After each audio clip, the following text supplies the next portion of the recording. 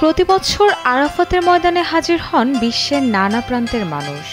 হজের আনুষ্ঠানিকতা শেষে সেখানে দেওয়া হয় পশু কোরবানি। ২০ লাখেরও বেশি মানুষ হজ পালন শেষে কোরবানি দিয়ে থাকেন। লাখ লাখ পশুর বিপুল পরিমাণ মাংস নিজেরা আর কতটাই বা ভোগ করেন। বিদেশে দেবার মতো আত্মীয় স্বজনও নেই, দুস্থ মিসকিনও নেই বললেই চলে। তাহলে এই বিপুল পরিমাণ মাংস কি হয় সেখানে? একটা সময় ছিল হাজিদের অনেকেই কোরবানির মাংসগুলো শুকিয়ে সংরক্ষণ করতেন, কেউ আবার নিরুপায় হয়ে রাস্তায় ফেলে দিতেন। অনেকে প্রক্রিয়াজাতকরণের বিড়ম্বনায় মাংস মাটিতেই পুঁতে ফেলতেন, যা শুধু অপচয় না, পরিবেশেরও ক্ষতি করত। ওয়ালটন ফ্যানের অ্যারোডাইনামিক ব্লেড ঘরের কোনায় কোনায় ঠান্ডা বাতাস ছড়িয়ে হাওয়া বদলে নেয়। ১৯৮৩ সালে প্রথম মক্কা মিনা ও আশেপাশের এলাকার পরিবেশ রক্ষার্থে কোরবানির মাংস কাজে লাগানোর উদ্যোগ নেওয়া হয়।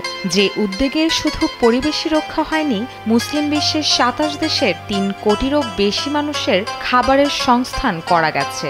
ইসলামিক ডেভেলপমেন্ট ব্যাংক বা আইডিবি প্রকল্পটি বাস্তবায়নের দায়িত্ব পায়। প্রকল্পের অংশ হিসেবে ২৫ বছর আগে ওয়াইসিমে একটি স্বয়ংক্রিয় কসাইখানা প্রতিষ্ঠা করা হয়।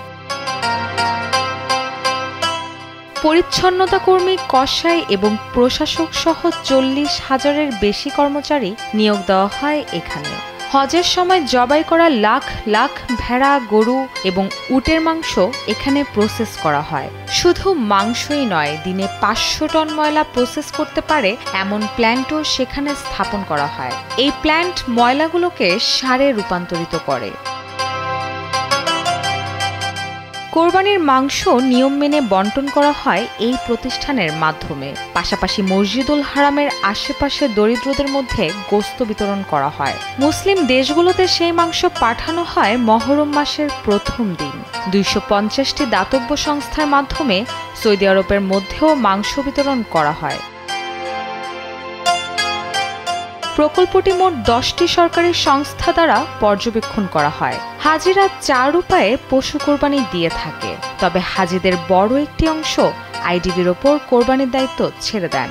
এতে সময় ও ঝঞ্ঝাট থেকে বাঁচা যায়, আবার প্রতারিত হওয়ার শঙ্কাও থাকে না। কোরবানির জন্য একজন হাজিকে ৮০০ রিয়ালের মতো জমা দিতে হয়। পশুর দাম, কসাইখানার খরচ, মাংস সংরক্ষণ ও দেশে দেশে গরিব মুসলিমদের মধ্যে মাংস বিতরণের খরচও এর মধ্যে শামিল থাকে। আইডিবির সেই প্রকল্পের অংশ হিসেবে প্রতি বছর বাংলাদেশেও আসে দুম্বার মাংস। সেই মাংস দরিদ্রদের মাঝে বিতরণ করা হয়। এরই মধ্যে প্রকল্পটি বিশ্বব্যাপী বিপুল সংখ্যক দরিদ্র মানুষের খাদ্যের যোগান দিয়েছে। এখন পর্যন্ত বিশ্বের প্রায় ১০ কোটি ঘরে এই মাংস বিতরণ করা হয়েছে। রুশা সুর, কালবেলা।